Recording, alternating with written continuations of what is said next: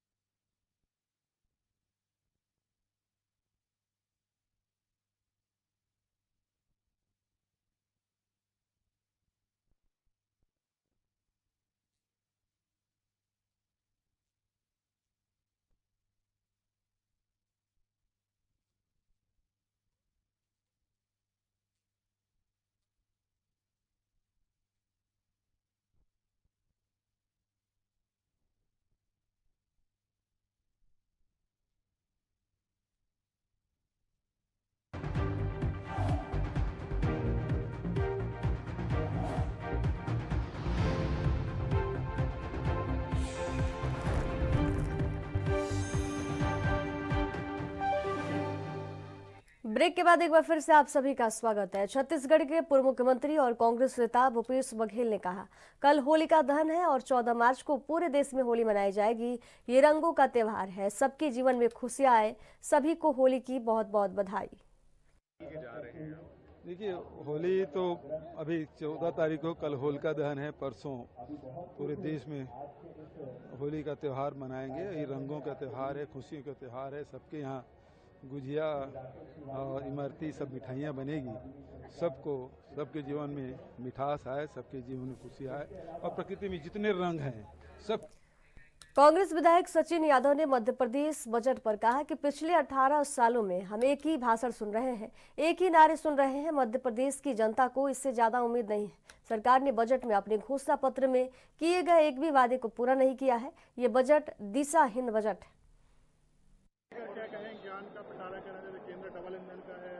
देखिए, पिछले 18 सालों से वही घिसा पिटा भाषण हमको सुनने को मिल रहा है। वही आंकड़ों की जादूगरी, आंकड़ों की बाजीगरी और वही नारे हमको सुनने को मिल रहे हैं। और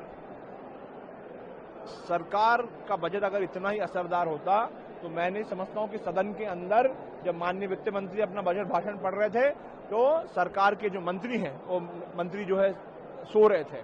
तो ये इतना निरस वो भाषण था। तो मैं समझता हूं कि इससे बहुत ज्यादा उम्मीदें सरकार, मध्य प्रदेश की जनता को इस बजट से नहीं है। हम लगातार सुन रहे हैं खेती को लाभ का धंधा बनाने का काम किया जाएगा, किसानों की आय को दुगनी करने का काम किया जाएगा, समर्थन मूल्य को, जो लागत मूल्य है उसमें 50% लाभांश देकर के समर्थन मूल्य तय करने का काम किया जाएगा। संकल्प पत्र में जो वादे किए 2700 में गेहूं खरीदने का, 3100 में धान खरीदने का, 3000 लाडली बहनों को देने का काम किया जाएगा। एक भी वादा जो है सरकार ने पूरा करने का काम अपने इस बजट में नहीं किया है। तो बहुत ही दिशाहीन बजट हमारा ये रहा है। मध्य प्रदेश बजट पर मध्य प्रदेश के मंत्री प्रहलाद सिंह पटेल ने कहा कि मध्य प्रदेश के विकास का बजट है। 2047 का जो रोड मैप है उसके अनुकूल बजट है। मैं मुख्यमंत्री और सरकार का धन्यवाद करता हूं। मध्य प्रदेश के विकास का बजट है। 2047 का जो रोड मैप है उसके अनुकूल बजट है। जितने भी हम पैरामीटर्स में ऊंचाइयां छू सकते हैं, तेज गति के साथ, वित्तीय अनुशासन के साथ हम उस ऊंचाई के छूने तक जो गति होनी चाहिए उसको बनाकर रखने वाला बजट है। ग्रामीण पंचायत विभाग आपका है सर। मुझे लगता है आंकड़े आपने भी सुने हैं। मैं सरकार का, वित्त मंत्री जी का धन्यवाद देता हूँ, मुख्यमंत्री जी का। मध्य प्रदेश के बजट पर मध्य प्रदेश सरकार के मंत्री धर्मेंद्र सिंह लोधी ने कहा कि बजट में गरीबों के, किसानों समेत सबकी बात की गई है। ये सभी वर्गों के साथ लेकर चलने वाला बजट है। मध्य प्रदेश पर्यटन की दृष्टि से कैसे आगे बढ़े, इस पर हमने अभी से तैयारियां शुरू कर दी हैं। ये अपने आप में अच्छा बजट है। ये मध्य प्रदेश को आगे ले जाने वाला बजट है। बजट जो है जो हम कहते हैं कि हम गरीब की बात करते हैं, हम अन्नदाता की बात करते हैं, हम युवा की बात करते हैं, तो ये बजट सारे वर्गों को साथ लेकर चलने वाला बजट है। गरीब कल्याण का बजट है और इसके साथ साथ पर्यटन की दृष्टि से मध्य प्रदेश कैसे आगे जाए, सेहत की तैयारियां अभी से हमने शुरू की हैं। 2000 करोड़ रुपए की राशि माननीय मुख्यमंत्री जी ने इस बजट में हमारे वित्त मंत्री जी के माध्यम से मिली है। तो ये अपने आप में मुझे लगता है एक अच्छा बजट है और आने वाले समय में मध्य प्रदेश को आगे बढ़ाने वाला, आगे ले जाने वाला बजट है। मध्य प्रदेश बजट पर केंद्रीय मंत्री शिवराज सिंह चौहान ने कहा कि प्रधानमंत्री मोदी के विकसित भारत के निर्माण के लिए विकसित मध्य प्रदेश का बजट है। ये बजट राज्य के विकास और जन कल्याण को नई गति दे रहा है और एक नई दिशा भी दे रहा है। एक तरफ बुनियादी ढांचे के लिए पर्याप्त प्रावधान किया गया है, वहीं दूसरी तरफ कृषि और निवेश को बढ़ाने के लिए इस बजट में सभी प्रयास किए गए। मैं प्रदेश के मुख्यमंत्री डॉक्टर मोहन यादव जी को और उप मुख्यमंत्री और वित्त मंत्री जगदीश देवड़ा को हृदय से बधाई देता हूं। ये बजट प्रधानमंत्री श्रीमान नरेंद्र मोदी के विकसित भारत के निर्माण के लिए विकसित मध्य प्रदेश का बजट है। ये बजट प्रदेश के विकास को और जन कल्याण को नई गति दे रहा है और नई दिशा भी दे रहा है। एक तरफ इंफ्रास्ट्रक्चर के लिए पर्याप्त प्रावधान किया गया है, वहीं दूसरी तरफ कृषि और निवेश के बढ़ाने के सारे प्रयत्न इस बजट में किए गए हैं। कृषि हो, सिंचाई हो, एग्रीकल्चर के साथ एलाइड सेक्टर हो, या ग्रामीण विकास हो, या शहरी विकास हो, इसमें ऐतिहासिक प्रावधान किए गए हैं। और विशेषकर महिला, क्योंकि लाडली बहना योजना हो या लाडली लक्ष्मी योजना हो या महिलाओं के कल्याण की बाकी योजनाएं, उनके लिए अभूतपूर्व प्रावधान इस बजट में है। किसानों के लिए, युवाओं के लिए और गरीबों के कल्याण के लिए ये बजट निश्चित तौर पर मील का पत्थर साबित होगा। इस बहुत अच्छे बजट के लिए, ऐतिहासिक बजट के लिए मैं फिर बधाई देता हूं। मध्य प्रदेश के बजट पर मध्य प्रदेश सरकार के मंत्री विश्वास सारंग ने बयान दिया। ज्ञान पर पूरा ध्यान दिया गया है। ये विकास और कल्याण का निरंतर अभियान है। अगर प्रधानमंत्री के 2047 तक विकसित भारत के संकल्प को पूरा करना है तो हर राज्य को इसमें योगदान देना होगा। मध्य प्रदेश का बजट उसी योगदान के संकल्प के साथ आया है। देखिए, ज्ञान पर पूरा ध्यान, विकास और कल्याण का अविरल अभियान। देश के यशस्वी प्रधानमंत्री जी ने जो 2047 में विकसित भारत की परिकल्पना की है, उसको इस फेडरल सिस्टम में यदि पूरा करना है तो हर राज्य को उसमें योगदान देना होगा। और मध्य प्रदेश का ये बजट उस योगदान देने के संकल्प के साथ आया हुआ बजट है। हर क्षेत्र में विकास है, हर क्षेत्र में कल्याण है, हर वर्ग का कल्याण है। और यदि इस देश को हिट करना है तो इस देश को फिट करना होगा। और यदि हम फिटनेस की बात करते हैं तो हर एक विधानसभा में खेल का स्टेडियम बने। शायद देश के इतिहास में पहली बार ये हो रहा है। मैं बहुत बधाई दूंगा। निश्चित रूप से डबल इंजन की सरकार के विकास और कल्याण को स्थापित करने वाला मध्य प्रदेश का। मध्य प्रदेश बजट पर मध्य प्रदेश के उप मुख्यमंत्री और वित्त मंत्री जगदीश देवड़ा ने कहा कि बजट में सभी वर्गों का ध्यान रखा गया है। हमने सबकी चिंता की है। किन किन वर्गों को ध्यान रखा, कितना बजट है? सभी वर्गों का।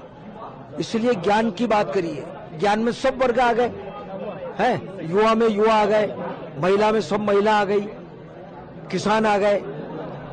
तो ज्ञान में मुझे लगता है कि कोई कमी रही नहीं, सब आ गए और सबकी चिंता की हमने। और खुले रूप में। इसीलिए अब की बार हमने मेरा बजट करके हमने एक बुक निकाली है और QR कोड भी दिया है ना। ये पहले कभी नहीं हुआ। हम चाहते हैं कि तेरा तुझको अर्पण क्या लागे मेरा पारदर्शिता से होना चाहिए। हमारे खजाने में जितना पैसा आया हमने कहाँ लगाया ये जनता के सामने आना। सर, डबल इंजन की सरकार आप बोल रहे हैं, ज्ञान वहाँ पर भी था, यहाँ पर भी था, लेकिन कांग्रेस जो है आरोप लगा रही है कि ये सिर्फ कर्ज लेने अरे के लिए। कांग्रेस देश में कहाँ खड़ी है? कांग्रेस वालों से पूछो कि ये जितने प्रदेश हैं कहाँ कहाँ कांग्रेस बची है अब। अच्छा, कांग्रेस ये कह रही है सर कि आप लोगों ने कंफ्यूजन पैदा कर दिया अटल पेंशन योजना में जो मर्ज कर रहे हैं लाडली। वो इसलिए मिनमेक निकाल रहे हैं। वो इधर मिनमेक निकालते हैं, गठरी उठाते हैं, कभी कुछ करते हैं, काम कुछ है नहीं। छत्तीसगढ़ का बस्तर का कांगेर वैली नेशनल पार्क जैव विविधता और दुर्लभ प्रजातियों के लिए मशहूर है। लाखों साल पुरानी गुफाओं से ऐतिहासिक पहचान मिली है। फिलहाल 200 वर्ग किलोमीटर में फैला पार्क अस्थायी सूची में दर्जे के लिए राज्य सरकार को अगले साल दावा पेश करना होगा। वही बस्तर का Kanger valley national park UNESCO की अस्थायी विश्व धरोहर सूची में भी शामिल हो गया है।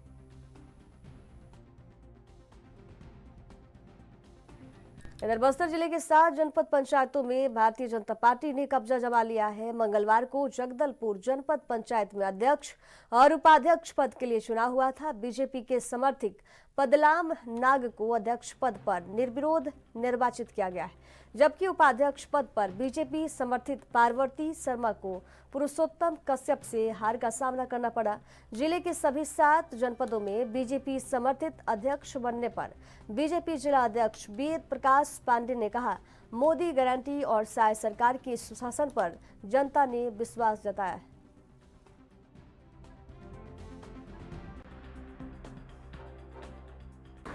देखिए, इसमें भारतीय जनता पार्टी का पूरा देश में मोदी जी के गारंटी के साथ पूरे छत्तीसगढ़ में विष्णु साय जी के जो साय सरकार में जो काम चल रहा है ये उसी का परिणाम है। और भारतीय जनता पार्टी के जो भी प्रत्याशी पंच से लेकर अभी त्रिस्तरीय पंचायत चुनाव था, जिला पंचायत तक, सारे के सारे भारतीय जनता पार्टी के कार्यकर्ता के ऊपर जनता ने विश्वास जताया है। उनको मालूम है कि मोदी जी के गारंटी और विष्णु साय जी के सरकार में जो साय जो काम चल रहे हैं वो पूरा विश्वास है। इसलिए भारतीय जनता पार्टी को भारी मत से जिताया और सारे 7 जनपद और 1 जिला पंचायत में भारतीय जनता पार्टी का त्रिस्तरीय पंचायत चुनाव में भी भारतीय जनता पार्टी के लोगों का सरकार बना है और हमारे सभी कार्यकर्ता जीत गया है। छत्तीसगढ़ के जांजगीर चांपा जिले के विकासखंड नावागढ़ में कृषि विभाग में जिला खनिज न्यास मध्य योजना के अंतर्गत किसानों को निःशुल्क कृषि उपकरण वितरण किया गया, जिसमें 928 किसानों को सामग्री वितरण किया गया ताकि किसानों को अधिक लाभ मिले। ये प्रयास शासन ने किया है। साथ ही किसान इस योजना के तहत लाभ लेकर यंत्रों का उपयोग कर फसलों का उत्पादन बढ़ा सकते हैं और कम पानी से अधिक फसल ले सके। साथ ही किसानों को फसल से अधिक मुनाफा मिल पाए। ये जिला खनिज न्यास मद योजना के तहत कृषकों को जिला प्रशासन के द्वारा प्रदाय सामग्रियों का निःशुल्क वितरण किया जा रहा है, जिसमें ये स्प्रिंकलर के 127 सेट हैं और 130 नग ब्रश कटर हैं और 667 नग स्पेयर अभी वितरण किया गया है। और किसानों को इसमें अधिक लाभ हो यह प्रयास किया गया है ताकि किसान इस योजना के तहत लाभ लेकर के यंत्रों का उपयोग कर अपने फसल का उत्पादन बढ़ा सकें और कम पानी से अधिक फसल ले सकें, कम पानी से सिंचाई करके स्प्रिंकलर के माध्यम से। इसी प्रकार से ब्रश कटर के माध्यम से घास को काट करके मेड़ों में अन्य फसल भी लगा सकते हैं। साथ ही उसमें और मान ले छोटा सा यंत्र जोड़ करके अपना जोताई करके भी कुछ सब्जी भाजी का खेती कर सकते हैं। तो किसान के आर्थिक उन्नति के लिए जिला प्रशासन के सहयोग से ये योजना लागू किया गया है और सबको सामग्री वितरण किया गया है। कितने किसानों लाभार्थी इसमें हो रहे हैं? लाभार्थी हो रहे हैं किसान जो है 130 नग ब्रश कटर के और 127 नग स्प्रिंकलर के और 671 स्प्रेयर के आज की वितरण में, और आगे और जो होगा वितरण उसमें फिर किसान को लाभान्वित करेंगे। मैं ग्राम तेंदुआ के कृषक हूँ। आज शासन द्वारा कृषि विभाग द्वारा हर किसान मन ला चयनित किसान मन ला आज स्प्रेयर पंप दिए जात हवय। साथ साथ कृषि विभाग द्वारा समय समय पर खाद बीज दवाई इत्यादि के जो कि व्यवस्था किए जाते, और कृषि विभाग के जितना भी अधिकारी हवय वो सब ला मैं सब धन्यवाद देत हवा, बहुत बहुत धन्यवाद देत हवा। ये सब धन्यवाद के पात्र हवय, चूँकि समय पर किसान मन के बीच में पहुंच करके उनके सारी समस्या ला दूर करते, और एक लिए मैं बहुत बहुत आज स्पेयर पंप आएंगे। भैया आज के कार्यक्रम के बारे में आज जो है विकास खंड नवागढ़ के कृषि विभाग में जिला खनिज न्यास मद से जिला प्रशासन द्वारा प्रदाय की गई कृषि यंत्रों का निःशुल्क वितरण ग्रामीण कृषि विस्तार अधिकारियों के द्वारा चयनित किसानों को प्रदाय की जाएगी। इस कार्यक्रम में जिला प्रशासन द्वारा प्रदाय की गई कृषि यंत्रों में जो है स्प्रिंकलर सेट है और बेटी चलित स्पेयर है और ब्रास कटर है। बस्तर में इंद्रावती नदी का जलस्तर लगातार कम होते जा रहा है। अब किसानों को उनकी फसलों के लिए पानी नहीं मिल पा रहा है, किसान बेहद परेशान है। दूसरी तरफ इस मामले में राजनीति भी तेज हो गई है। इंद्रावती नदी के मुद्दे को लेकर कांग्रेस पार्टी के शहर अध्यक्ष सुशील मोरे ने बीजेपी पर निशाना साधा है। सुशील मोरे का कहना है कि कांग्रेस के कार्यकाल में जल समस्या के समाधान के लिए इंद्रावती विकास प्राधिकरण का गठन किया गया, साथ ही देऊर गांव एवं मटनार में बैराज बनाने की घोषणा करते हुए बजट का प्रावधान किया गया। इंद्रावती विकास प्राधिकरण के दफ्तर पर ताले लग गए हैं। जो प्रशासकीय स्वीकृति थी मटनार बैराज और देऊर गांव बैराज को लेकर, वो अब सरकार के हिस्से में बिल्कुल है नहीं। सरकार की इच्छा शक्ति नहीं है कि बैराज बने, और किसान परेशान इंद्रावती सूखने की कगार पर है। अभी मार्च में हाल है तो अप्रैल मई में कैसा हाल होगा, बेजुबान जानवरों की स्थिति कैसी होगी। और बस्तर के जल संसाधन मंत्री केदार कश्यप जी खुद यहाँ के बस्तर से आते हैं, और उनकी जो कार्यशैली है बिल्कुल समझ से परे है, जबकि उनका विभाग है जल संसाधन मंत्रालय, उसी के अंतर्गत आता है इंद्रावती विकास प्राधिकरण। हमारी सरकार ने इंद्रावती विकास प्राधिकरण का गठन किया था और इसको लेकर आगे बढ़े। यहाँ पर प्रशासकीय स्वीकृति दी, मटनार बैराज और देऊरगांव बैराज के लिए फंड भी जारी किया, परंतु 1.5 साल हो गए भारतीय जनता पार्टी की सरकार छत्तीसगढ़ में आए हुए, परंतु इंद्रावती विकास प्राधिकरण को लेकर सरकार गंभीर नहीं है, जिसका खामियाजा बस्तर के लोग भुगत रहे हैं, किसान भुगत रहे हैं। इंद्रावती सूखने की कगार पर है। देखिए, इंद्रावती प्राधिकरण का सिर्फ घोषणा हुआ, उन्होंने घोषणा किया, और इंद्रावती प्राधिकरण के अध्यक्ष जगदलपुर के ही थे। अध्यक्ष रहे ना पहले पार्टी के, उसके बाद वो उपाध्यक्ष रहे इंद्रावती विकास प्राधिकरण के। उन्होंने कोई काम तो किया नहीं। एक बंगला का निर्माण किया और बड़ा आलीशान से समय बिताया। जैसी चुनाव आया, चुनाव से पहले सारा सामान उखाड़ के घर लेके चले गए। उसके बाद आज आरोप प्रत्यारोप जो बात कर रहे हैं कांग्रेस के जिला अध्यक्ष जी, उनको अपने गिरेबान पे झांक के देखना चाहिए पहले कि उन्होंने 60-50 साल में क्या काम किया है। रही बात भारतीय जनता पार्टी का सरकार, इसमें हमेशा जनता के हित में भारतीय जनता पार्टी की सरकार काम कर रही है और करते आ रही है, और आने वाला समय में जो भी काम है सारा काम भारतीय जनता पार्टी की सरकार के द्वारा ही होगा, ये आप आश्वस्त रहिए। वक्त एक छोटे से ब्रेक का, जल्द हाजिर होंगे, देखते रहिए ANV न्यूज़।